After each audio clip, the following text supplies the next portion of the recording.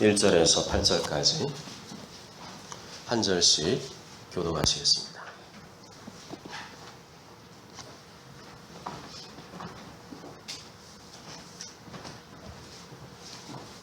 원래는 말씀 전체를 다 봐야 되는데 1절 8절까지만 교독하겠습니다.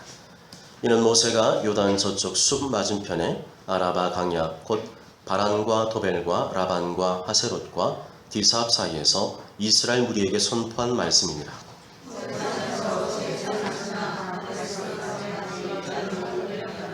마흔째 11째 달 그달 첫째 날에 모세가 이스라엘 자손에게 여호와께서 그들을 위하여 자기 주신 명령을 다 알렸으나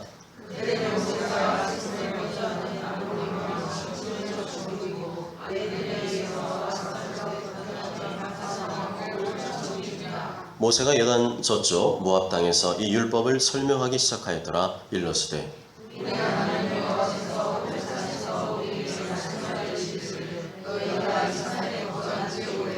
방향을 돌려 행진하여 아모리 족속의 산지로 가고 그 근방 곳곳으로 가고 아라바와 산지와 평지와 네겝과 해변과 가나안 족속의 땅과 레바논과 큰 강 유브라데까지 가라. 내가 너희 조상 아브라함과 이삭과 야곱에게 맹세하여 그들과 그들의 후손에게 주리란 땅이 너희 앞에 있으니 들어가서 그 땅을 차지할지니라. 아멘. 할렐루야. 가나안 땅은 믿음과 순종으로 얻는다라는 제목으로 하나님 말씀을 증거하겠습니다. 우리가 손에 들고 있는 성경은 성경 전서죠.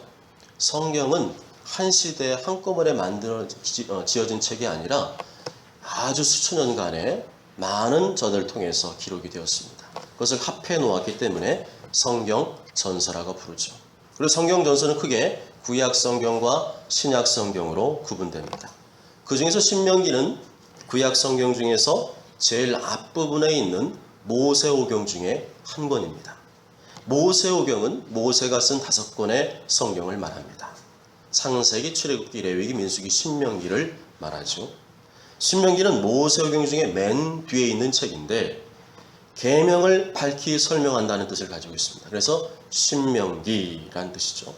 모세가 신명기를 기록한 주된 목적은 다음 세대를 교육하고 가르치기 위한 것이었습니다. 다음 세대는 경험이 없었습니다. 하나님이 애굽에 내리신 10가지 재앙을 경험하지 못했습니다. 애굽 군대가 쳐들어오는 진퇴양난의 상황 중에 홍해 바다가 갈라지는 놀라운 기적을 경험하지 못했습니다. 시내산에서 모세에게 직접 내려주신 하나님의 계명의 말씀을 알지 못했습니다. 그래서 모세는 자신의 임종을 앞두고 그들에게 신앙생활의 바른 지침을 남기고 가야겠다는 사명감으로 신명기를 기록하였던 것입니다. 또한 자신의 임종을 목전에 두고 엄숙히 선포한 말씀이기 때문에 모세의 고별설교라고도 부릅니다. 1절에 보시면 모세가 여기저기 어디어디에서 이스라엘 무리에게 선포한 말씀이니라 말씀합니다. 중간에 나오는 여러 지명들이 있는데 한마디로 말하면 시내산에서 모압 땅까지 중간에 있는 여러 지명들을 나열한 것입니다. 그리고 2절에 나오는 호렙산은 시내산의 또 다른 이름입니다. 호렙산이 시내산이고 시내산이 호렙산인 것이죠. 그러면 시내산은 어디에 있느냐? 아라비아 반도에 위치해 있습니다. 아라비아 반도는 지금의 사우디아라비아, 예멘 지역을 가리키고 있습니다. 아라비아 반도는 그 모양이 역삼각형으로 되어 있습니다. 그 남단에 시내산이 위치해 있었습니다. 근데 이 시내산은 특별한 장소였습니다. 모세가 이스라엘의 지도자로 부르심을 받은 장소였고 하나님으로부터 십계명 돌판 말씀을 받은 장소였습니다. 모세는 이 성령의 감동으로 신명기 말씀을 기록하면서 구체적으로 설교자는 누구이고 설교의 내용은 무엇이고 그리고 설교의 대상은 누구인지를 밝히고 있습니다. 뿐만 아니라 모세는 자신이 설교한 장소와 시기도 구체적으로 밝히고 있습니다. 3절에 보시면 마흔째 11째 달 그날 첫째 날이라고 되어 있습니다. 우리가 잘 쓰지 않는 표현이기 때문에 이게 무슨 말이야 하겠지만 이것은 애굽을 떠난 지 제40년 11월 1일이 되었음을 의미하는 것이죠. 마흔째 해란 이스라엘 백성들이 애굽을 떠난 지 2년째 되는 해, 2년 지난 다음에 어디에 도착했느냐? 가데스 바나에 도착했습니다. 그런데 거기서 가나안 땅에 들어가기를 거부하고 반역한 죄의 대가로 38년을 광야에서 헤매게 되죠. 즉 가데스 바네아까지 갈 때 2년, 그 다음에 38년 방한 38년 더해서 40년이라는 겁니다. 그리고 모세가 마지막으로 설교한 장소는 모압 땅이었습니다. 모압 땅은 요단강 건너편에 있습니다. 여호수아가 요단강을 건너서 가나안 땅으로 들어갔죠. 그 바로 요단강 건너기 직전에 있던 땅이 모압 땅입니다. 5절에 보면 모세가 요단 저쪽 모압 땅에서 이 율법을 설명하기 시작하였더라. 왜 모세는 이렇게 상세하게 자신이 설교한 날짜와 장소까지 밝혔을까요?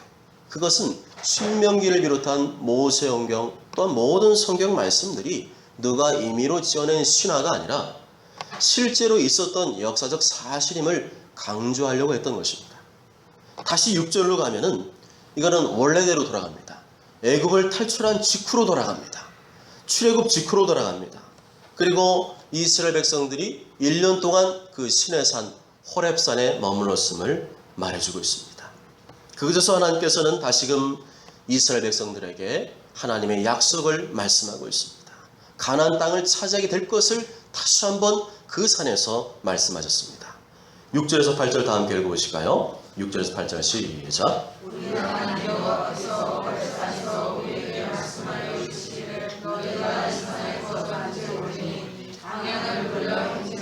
아모리 족속의 산지로 가고 그 근방 곳곳으로 가고 아라바와 산지와 평지와 네겝과 해변과 가나안 족속의 땅과 레바논과 큰 강 유브라데까지 가라.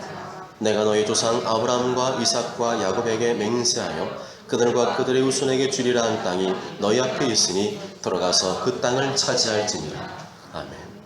하나님은 우리가 무언가를 하기 전에 반드시 약속의 말씀부터 주시는 분입니다. 하나님께서 약속의 말씀을 주시는 이유는 그 약속한 그대로 내가 수행하겠다는 것이죠. 오직 그 말씀을 신뢰하고 순종하면 반드시 그렇게 해 주시겠다는 것입니다. 8절 말씀, 내가 너희 조상 아브라함과 이삭과 야곱에게 맹세하여 그들과 그들의 후손에게 주리라 한 땅이 너희 앞에 있으니 들어가서 그 땅을 차지할지니라. 이것은 실력이 부족해도 능력이 부족해도 반드시 그렇게 해 주시겠다는 것입니다. 가나안 땅을 정복하는 일은 너희들의 노력과 머리를 대는 것이 아니라 전적인 하나님의 능력과 도우심으로만 가능한 일임을 말씀하신 것입니다. 그렇지만 이스라엘 백성들의 입장에서 볼 때는 자신들의 처지가 너무도 처량하고 불쌍해 보였습니다. 제대로 준비된 것도 없고 막연했습니다. 하나님께 택함받은 백성이라고 하는 자부심과 자긍심은 있었지만 현실적으로는 부족한 게 너무나 많았습니다. 그들은 무려 40년 동안이나 집도 없이 땅도 없이 광야만 계속 돌아다녔습니다. 먹을 것이라고는 새벽에 내리는 만나와 이슬밖에 없었습니다. 역사상 이스라엘 백성들처럼 무모하고 대책이 안 서는 사람도 찾아보기 어려울 것입니다. 밑도 끝도 없이 광야만 빙빙 도는 생활을 40년이나 했으니 주변 국가들이 널리 아는 사실이었습니다. 쟤네는 맨날 빙빙 돌기만 해. 광야 그 아무것도 없는 곳을 계속 빙빙 돌기만 해. 쟤들이 믿는 하나님은 별거 아닌 것 같아. 차라리 애굽으로 돌아가는 편이 낫다는 생각이 들만도 했습니다. 이제 만나가 지겹다는 소리가 나올 만도 했습니다. 눈에 보이는 열매도 없는데 그저 구름 기둥과 불 기둥만 따라가라고 계속 뒤에서 재촉하고 지시하는 모세가 원망스럽고 반항하고 싶은 마음이 들었을 것입니다. 그러나 그들은 이미 충격적인 경험을 했었습니다. 가데스 바네아에서 하나님과 모세를 원망하고 반역하다가 기억하고 싶지 않은 슬픔과 죽음을 경험했기 때문에 다시는 그러한 죄를 범하고 싶지 않았습니다. 경험한 사람은 압니다.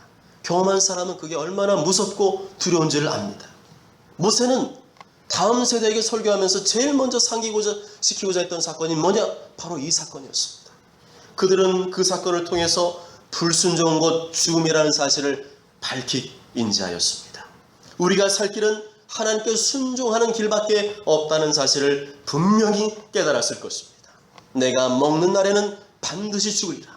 그 말씀은 여전히 그때도 지금도 계속 이어지고 있습니다. 네가 먹는 날에는 불순종하는 날에는 반드시 죽으리라. 인류 최초의 사람 아담이 하나님의 말씀을 거역하고 불순종한 결과 죽음이 찾아왔습니다. 그렇다고 해서 당장 죽은 건 아니었죠. 불순종한 후에도 살았습니다. 몸은 살았지만 하나님과의 관계는 끊어졌습니다. 저주를 받고 고통의 삶에 더해지고 아무 부족함이 없는 에덴 동산에서 내쫓김 당하고 말았습니다. 하나님과의 관계가 끊어지면 육신은 살고 있어도 사는 게 아닙니다.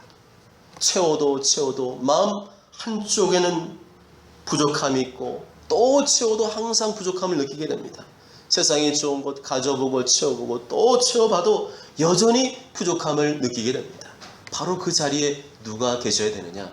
하나님이 계셔야 되는 줄 믿습니다. 저는 예수님 믿기 전에도 성실히 살았습니다. 남들에게 인정받는 삶을 살았습니다. 그렇지만 퇴근 후에 혼자 있는 집에 돌아가면 알 수 없는 허무함과 공허함이 밀려왔습니다. 내가 왜 사는 것일까? 나는 무엇을 위해 사는 것일까? 나는 지금 어디에서 와서 어디로 가고 있는 것일까? 내가 단지 굶어 죽지 않기 위해서 일하고 있는 것은 아닐까? 그럴 것 같으면 차라리 빨리 죽는 게 더 낫지 않을까? 이런 생각들을 종종 했었습니다. 그러다가 예수님을 만나게 되었습니다. 제가 무심코 예수님의 이름을 불렀을 때, 주일학교 때, 고등학교 때 믿음 없지만 그냥 따라갔던 그 예수님이 생각나서 그냥 장난삼아 불렀습니다.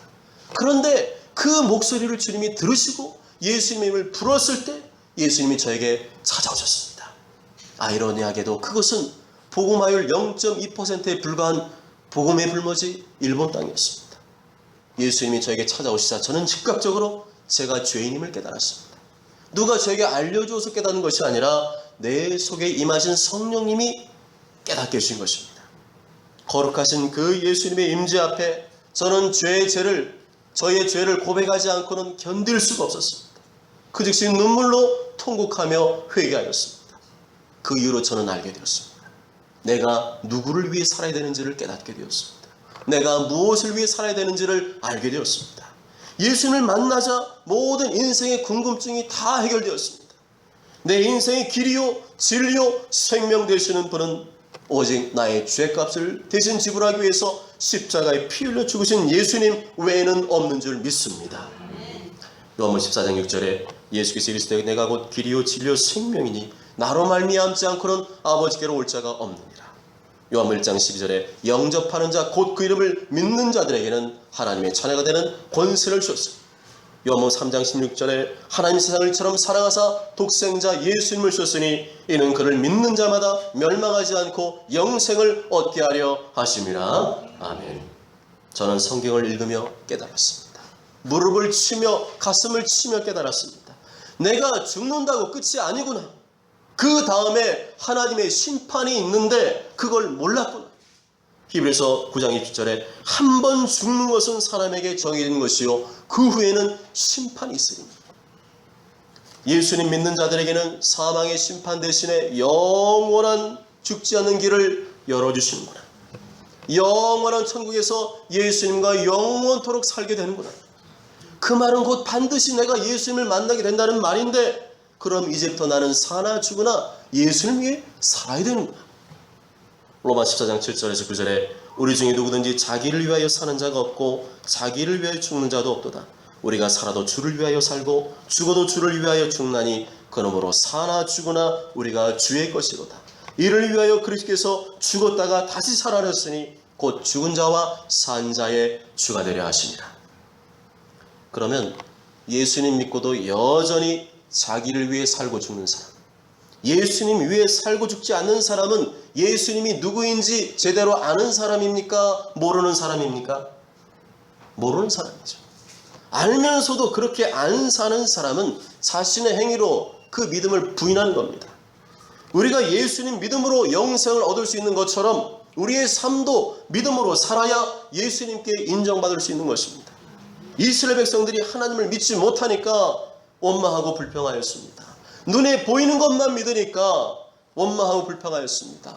이 땅이 전부라고 생각하니까 그건 못 가지면 나 억울해서 어떻게 살아 하면서 원망하고 불평했습니다. 이스라엘 백성들의 광야 생활은 믿음 없이는 살 수 없는 환경이었습니다. 믿음이 없이는 원망하고 불평할 수밖에 없는 척박하고 건조한 환경이었습니다. 우리도 그 광야에 떨어뜨려 놓으면 똑같이 원망하고 불평할 것입니다. 그 어느 것 하나 만족할 것 없는 상황이었습니다. 그렇지만 한 가지 변치 않는 것을 주셨습니다. 그들이 놓쳐서는 안 되는 것을 주셨습니다.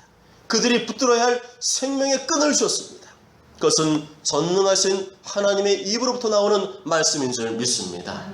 그것은 젖과 끓이는 가나안 땅을 당신의 백성들에게 주시겠다고 하는 약속의 말씀이었습니다. 빙빙 돌고 있어도 언젠가는 반드시 그 땅으로 인도해 주시리라고 하는 하나님의 약속의 말씀이었습니다. 말씀만이 광야 생활을 하면서도 충분히 만족할 수 있는 유일한 비결이었습니다.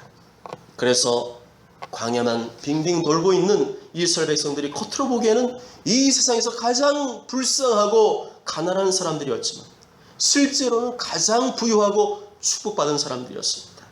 왜냐하면 그들에게는 가나안 땅이 확실히 보장되어 있었기 때문입니다. 비록 그들을 만족시켜줄 만한 눈에 보이는 것은 아무것도 없었습니다. 손에 쥐어지는 것도 아무것도 없었습니다. 그렇지만 만물을 창조하신 하나님이 그들과 함께 하셨습니다. 하나님이 살아계심을 불기둥과 구름기를 통해서 날마다 보여주셨습니다. 만물을 창조하신 능력의 말씀이 그들의 심장 속에 있었습니다. 하나님은 그것에 만족하고 감사하길 원하셨습니다. 하나님은 그것을 훈련시키기 위해서 거칠은 광야에서 40년 동안이나 훈련시키셨습니다. 그 입에서 원망과 불평과 반역의 혀를 제거하고 하나님의 말씀 하나로만, 하나님 한 번만으로만 만족하는 훈련, 하나님 말씀에 절대적으로 순종하는 훈련을 시키신 것입니다. 신명기 8장 3절에 너를 낮추시며 너를 줄이게 하시며 또 너도 알지 못하며 내 조상들도 알지 못하던 만나를 내게 먹이신 것은 사람이 떡으로만 사는 것이 아니요 여호와 입에서 나오는 모든 말씀으로 사는 줄을 내가 알게 하려 하십니다. 이것은 오늘을 살아가는 우리에게도 마찬가지로 적용됩니다. 많은 사람들이 대책에 서지 않을 정도로 힘들게 하루하루를 살아갑니다. 아무런 소망도 비전도 보이지 않는 것 같은 막막함 속에서 살아갑니다. 한일 합병 이후에 우리나라 최대 국채라고 할 수 있는 IMF, 1997년 IMF 때보다도 더 힘든 시기를 지나고 있습니다. 부자들은 계속 배를 불리지만 서민들은 죽어라 이래도 제자리 걸음하고 있습니다. 저출산, 고령화, 눈덩이처럼 불어나는 가계대출, 청년 실업, 베이비붐 세대 은퇴와 실업 문제, 재취업 문제, 널뛰는 부동산 시장, 죽기 살기로 SLBM 미사일을 발사하는 북한 공산 정권, 사드 미사일을 정책으로 견제하는 중국 정부 등등 현실적으로 우겨쌈을 당하고 있습니다. 그러나 하나님을 믿는 우리는 달라야 합니다. 우리에게는 보이지 않는 소망이 있기 때문입니다. 그 어떠한 상황도 돌파할 수 있는 강력한 무기가 있기 때문입니다. 상상만 해도 기절초풍할 만한 엄청난 축복이 보장되어 있기 때문입니다. 그것이 하나님의 말씀 속에 담겨 있는 줄 믿습니다. 우리가 하나님의 말씀 믿기만 하면 적과 끓이는 가나안 땅으로 인도해 주시겠다는 것입니다. 우리가 하나님의 말씀 믿고 순종하기만 하면 우리 인생과 삶을 보장해 주시겠다는 것입니다. 빌립보서 4장 19절에 나의 하나님이 그리스도 예수 안에서 영광 가운데 그 풍성한 대로 너희 모든 쓸 것을 채우시리라. 마태복음 6장 31절 33절에 그러므로 염려하여 이르기를 무엇을 먹을까 무엇을 마실까 무엇을 입을까 하지 말라. 이는 다 이방인들이 구하는 것이라. 너희 하늘 아버지께서 이 모든 것이 너에게 있어야 할 줄을 아십니다. 그런즉 너희는 먼저 그의 나라와 그의 일을 구하라. 그리하면 이 모든 것을 너에게 더하시리라. 가나안 땅이 하나님 나라예요. 하나님 나라와 의를 구하라는 것은 가나안 땅과 똑같은 것입니다. 이 땅이 아니라 약속의 땅, 축복의 땅, 믿음으로 갈 수 있는 그 땅, 가나안 땅을 위해서 살라는 것입니다. 그리하면 이 모든 것을 너에게 주겠다. 이것이 하나님께서 우리에게 주신 약속의 말씀인 줄 믿습니다. 광야에서 빙빙 돌던 이스라엘 백성들과 건국 이래로 최고로 어려운 시대를 살고 있는 우리의 겉모습은 다르다 할지라도 원리상으로는 동일하게 적용되는 것입니다. 분명한 하나님의 인도하심이 있는데 그것을 따르지 않고 얄팍한 내 머리와 산재주를 사용하여 애굽으로 돌아가려는 시도를 중단하라는 것입니다. 눈에 보이고 귀에 들리는 것을 믿음으로 하나님 말씀을 거역하며 원망, 불평, 반역하기를 중단하라는 것입니다. 그 대신 여호수아 갈렙처럼 하나님의 말씀을 신뢰하고 순종하며 앞으로 전진하라는 것입니다. 그리하면 하나님께서 우리와 함께 하시고 우리를 도와주셔서 젖과 꿀이는 가나안 땅, 소망과 축복의 땅으로 인도해 준 줄 믿습니다. 10명의 정탐꾼처럼 살지 말라는 겁니다. 나서지 말라는 겁니다. 설치지 말라는 겁니다. 더뎌도 느려도 광야를 빙빙 도는 것 같아도 참고 기다리라는 것입니다. 죽을 것 같아도 하나님께서 이끄시는 성경적 원리와 방법을 따르라는 것입니다. 9절에서 12절 다 함께 읽겠습니다. 9절에서 12절 시작. 그때 내가 너에게 말하여 이르기를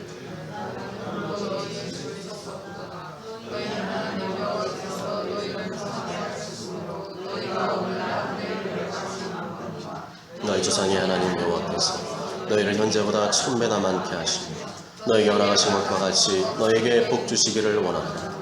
그런즉 나 홀로 어찌 능히 너희의 괴로운 일과 너희의 힘겨운 일과 너희의 다투는 일을 감당할 수 있으랴. 아멘.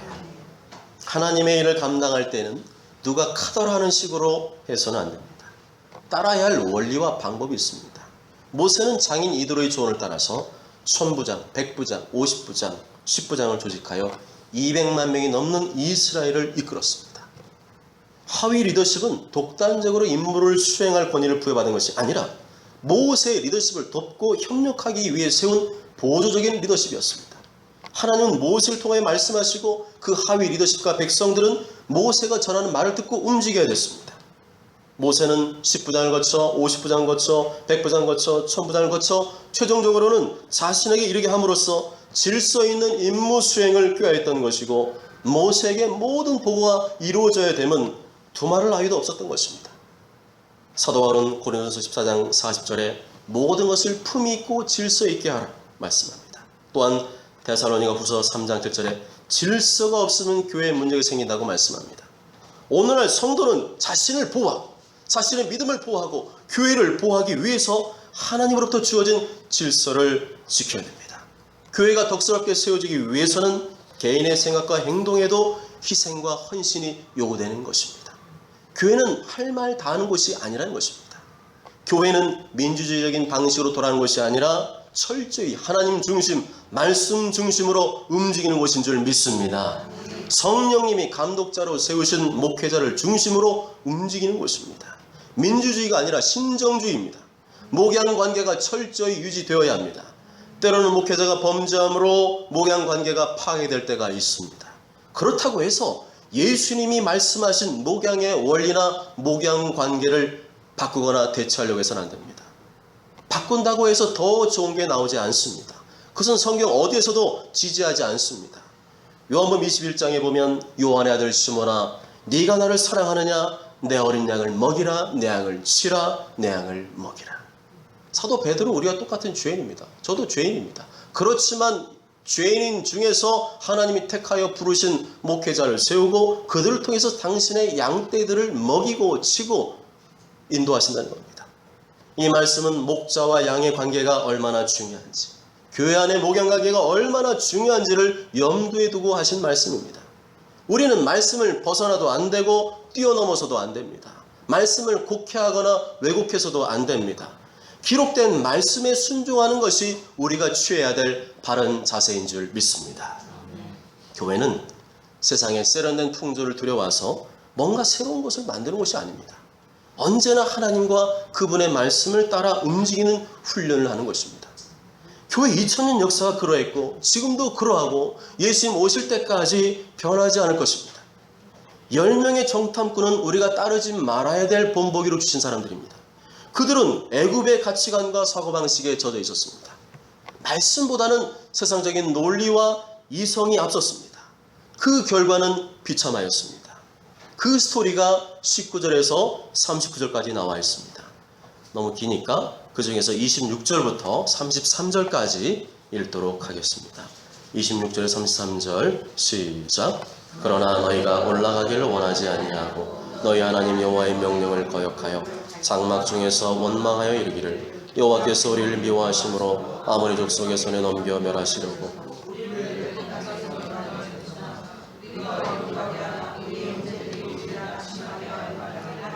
그 백성은 우리보다 장대하며 그 성읍들은 크고 성곽은 하늘에 닿았으며 우리가 또 거기서 안악자손을 보았노라 하는도다 하기로 내가 너에게 말하기를 그들을 무서워하지 말라 두려워하지 말라 너희보다 먼저 가시는 너희 하나님 여호와께서 애굽에서 너희를 위하여 너희 목전에서 모든 일을 행하신 것 같이 이제도 너희를 위하여 싸우실 것이며 광야에서도 너희가 당하였거니와 사람이 자기 아들을 안는 것 같이 너희 하나님 여호와께서 너희가 걸어온 길에서 너희를 안으사 이곳까지 이르게 하셨느니라 하나 이 일에 너희가 너희 하나님 여호와를 믿지 아니하였도다. 그런 너희보다 먼저 그 길을 가시며 장막 칠 곳을 찾으시고 밤에는 불로 낮에는 구름으로 너희가 갈 길을 지시하신 자이시니라. 아멘.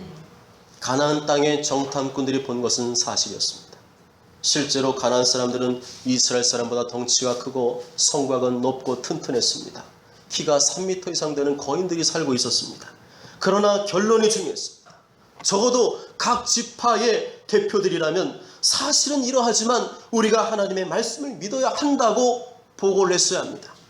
형제들이여, 가나안 땅은 좋지만 가나안 땅을 차지하는 것은 결코 쉬워 보이지 않습니다. 어쩌면 우리에게 손실이 생길 수도 있고 우리 힘으로는 불가능할 수도 있습니다. 그러나 우리는 끝까지 하나님을 믿고 나아갑시다 했어야 했습니다. 어떤 의미에서 오늘날 현실 분석하고 파악하는 능력은 신앙 없는 사람들이 훨씬 더 잘하는 것 같습니다. 그러나 중요한 것은 현실을 정확히 분석하고 파악하는 것이 아니라 어떻게 결론을 내려야 하는가입니다. 믿음의 결론을 내리시기 바랍니다. 여러 가지 다 분석과 판단해 보십시오. 그러나 결론은 믿음의 결론을 내려야 됩니다.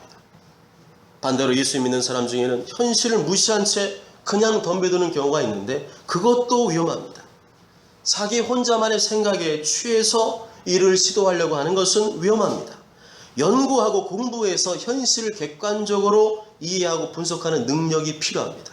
그러나 그보다 더 중요한 것은 그러한 현실적 판단보다도 하나님의 말씀을 따르는 일입니다. 하나님의 말씀에 나와 있는 원리와 방법을 무시하고 현실적인 판단과 방법만을 따르는 것은 실패의 길로 가는 것입니다. 우리가 현실적인 어려움에 부딪히게 되면 누구나 마음속에는 신앙적인 생각과 불신앙적인 생각이 동시에 일어나게 됩니다. 그때 우리는 떠오르는 생각대로 이리저리 휘청거려서는 안 됩니다. 중심을 못 잡고 왔다 갔다 하면 안 됩니다. 믿음의 생각으로 불신의 생각을 눌러야 되는 줄 믿습니다. 하나님의 말씀으로 불신앙과 불순종의 생각을 눌러야 되는 줄 믿습니다.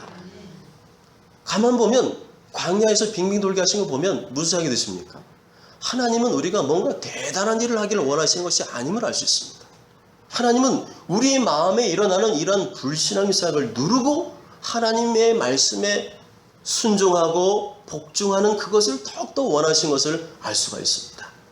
34절과 35절 이렇게 말씀하죠. 여호와께서 너희의 말소리를 들으시고 노하사 맹세하여 이르시되 이 악한 세대 사람들 중에는 내가 그들을 조상에게 주기로 맹세한 좋은 땅을 볼 자가 하나도 없으리라.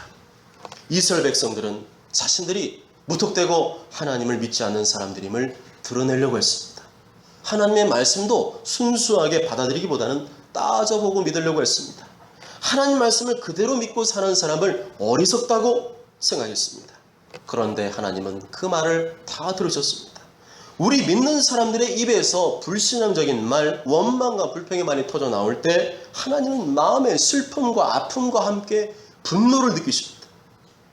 우리는 하나님이 감정이 없는 석상과 같은 존재라고 생각해서는 안 됩니다. 오히려 하나님은 우리들보다 훨씬 더 예민한 감정을 가지고 계십니다. 우리 입에서 믿음의 말, 감사의 말, 순종의 말이 흘러나오면 예수님은 대단히 기뻐하십니다. 야, 이제는 믿음이 성장하고 성숙하고 정말 내가 원하는 분량에 이르고 있구나. 혹시 여러분은 어려움과 고난 가운데 계십니까? 하나님은 절대로 우리를 망하게 하시려고 여기까지 끌고 오신 것이 아니에요. 하나님은 애굽과 홍해 바다에 놀라운 능력을 행하신 것처럼 여기서도 똑같이 행할 수 있어? 라는 소리가 입에서 나와야 될 줄 믿습니다. 하나님께서는 아무리 큰 축복을 준비하셨더라도 믿음으로 받아들이지 않는 사람에게는 억지로 주지 않습니다. 하나님께서는 자기가 잘났다고 생각해서 하나님의 축복을 거절하는 사람들에게서 그 축복을 빼앗아서 그들보다 못한 사람들에게 주시는 하나님이십니다. 결국에 뭐냐? 주셨는데 감사하는 사람한테 더 주려고 하신 거지, 주셨는데 원망하고 불평하고 이게 뭐야? 이게 뭐야? 만나보고 이게 뭐야? 이거 갖고 뭐 먹으라고? 이런 사람들한테는 줘봐야 감사가 안 나오니까 하나님도 재미없다는 거예요. 하나님도 감격이시기 때문에 딱 줬는데, 조그만 거 줬는데 좋아하고 감사하고 날마다 베푸시네 감사하고 그런 사람한테 더 주고 싶은 거지. 저도 감사가 안 나오고 원망 불평 나오는 그 사람에게는 축복을 주시지 않겠다는 거예요. 대신에 감사 잘하는 사람한테 넘겨서 줘서 감사를 하게 하고 하나님 그 사람 통해서 영광 받게 하시려고 하신 줄 믿습니다. 40절 함께 읽어보실까요? 40절 시작. 너희는 방향을 돌려 홍해 길을 따라 광야로 돌아갈지니라 하시매. 아멘. 가나안 땅에 사는 족속을 정복하라는 하나님의 명령을 거부한 이스라엘에게 하나님은 이렇게 명령합니다. 그래, 다시 광야로 들어가라. 민수기 14장 말씀을 보면 40년간 광야에서 방황하는 사이에 20세 이상의 성인은 모두 다 시체가 될 것이라고 말씀합니다. 불순종은 뭐라는 거예요? 죽음이라는 것입니다. 당장에 죽지는 않겠지만 죽는 것 같이 산다는 거예요. 차라리 빨리 죽는 게 낫다는 생각이 들 정도로 광야에서 비참한 죽음을 맞이하게 된다는 것입니다. 이스라엘 백성들은 자신들이 원하는 대로 되었습니다. 가나안 족속과 안 싸우길 바랬는데 안 싸우게 되었어요. 그렇지만 광야에서 빙빙 돌다가 오랜 시간 동안 죽어가는 모습을 보게 되었습니다. 불순종한 대가로 죽어가는 모습을 40년 동안 이곳저곳에서 보았습니다.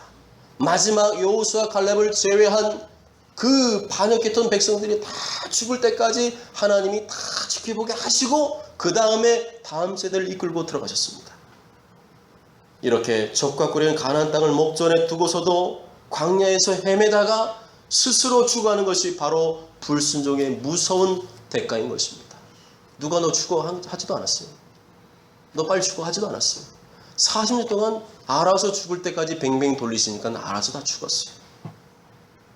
한편 당시 나이가 어린 20세 이하의 어린 소년과 유아들은 가나안 땅을 차지할 수가 있었습니다. 39절에 너희 아이들과 당시의 선악을 분별하지 못하던 너희의 자녀들도 그리로 들어갈 것이라. 내가 그 땅을 그들에게 주어 산업이 되게 하리라. 불순종의 무리들 가운데서 당당하게 믿음과 순종의 길을 선택한 갈렙과 여호수아도 이들과 함께 가나안 땅에 입성할 수 있었습니다. 가나안 땅은 칼과 창으로 얻어지는 것이 아니라 믿음과 순종으로 얻어지는 것임을 하나님은 똑똑히 보게 하셨습니다. 이후로 40절에 모세가 이제 너희는 방향을 돌려 홍해길을 따라 광야로 들어가라. 하나님의 반역한 대가로 다시 방향 틀어서 하나님이 광야로 들어가라 하신다. 그랬더니 어떻게 행동합니까? 41절 보시겠습니다. 41절 시작. 너희가 대답하여 내게 이르기를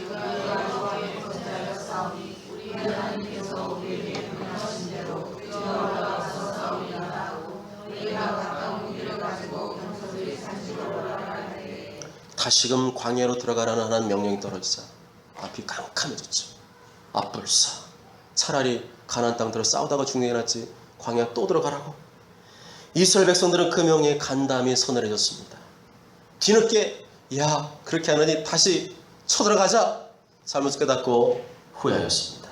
하지만 그들은 진정으로 회개하지 않았습니다. 왜냐하면 광야로 다시 들어가라는 하나님 명령에 또다시 불순종하고 있었기 때문입니다. 모세가 만류하는데도 그거 아니야 광야로 다시 들어가는 하나님 뜻이야 라고 만류했는데도 불구하고 여호와의 언약궤 모세를 뒤로 한 채 그 말을 거역하고 경솔하게 다시 싸우러 나겠다고 난리를 피웠습니다. 결과는 처참한 패배였습니다. 42절에 46절 읽어보실까요? 42절에 46절 시작. 여호와께서 내게 이르시되 너는 그들에게 이르기를 너희는 올라가지 말라 싸우지도 말라 내가 너희 중에 있지 아니하니 너희가 대적에게 패할 강으로 하시기로 내가 너희에게 말하였으나 너희가 듣지 아니하고 여호와의 명령을 거역하고 거리낌 없이 산지로 올라가매 그 산지에 거주하는 아모리 족속이 너희에게 마주 나와 벌떼같이 너희를 쫓아 세일산에서 쳐서 호르마까지 이른지라. 너희가 돌아와 여호와 앞에서 통곡하나 여호와께서 너희의 소리를 듣지 아니하시며 너희에게 귀를 기울이지 아니하셨으므로 너희가 가데스에 여러 날 동안 머물렀나니 곧 너희가 그곳에 머물던 날수 되느니라. 아멘. 그제서야 이스라엘은 사태의 심각성을 알고 통곡하며 부르짖었습니다. 그러나 은혜의 문이 닫혔습니다. 또다시 하나님 말씀에 불순종한 결과 그들에게는 참혹한 결과가 나타나게 되었습니다. 들어가라 그럴 때는 안 들어가고 들어가지 말라 할 때는 들어가고 그 뼛속 깊이 불순종의 습성이 박혀 있으니까 하나님께 인정받지 못했습니다. 불순종은 죽음을 불러오는 것임을 다시 한번 우리에게 말씀해주고 있습니다. 사랑하는 여러분, 성경은 한결같이 불신앙과 불순종의 결과는 실패요, 후회요, 통곡이요, 죽음임을 말씀해줍니다. 그러나 믿음과 순종에는 구원과 영생과 감사와 찬양과 축복이 있음을 말씀합니다. 우리가 가야 될 가나안 땅은 믿음과 순종의 사람만이 들어갈 수 있는 줄 믿습니다. 모쪼록 저는 모두가 이 시대의 여호수아 갈렙이 되셔서 하나님을 시험하지 말고 하나님 말씀에 순종하시기 바랍니다. 순종하시되 순전한 마음으로 따르심으로 하나님의 큰 복이 함께하는 복된 삶을 사시길 주님의 이름으로 축복합니다.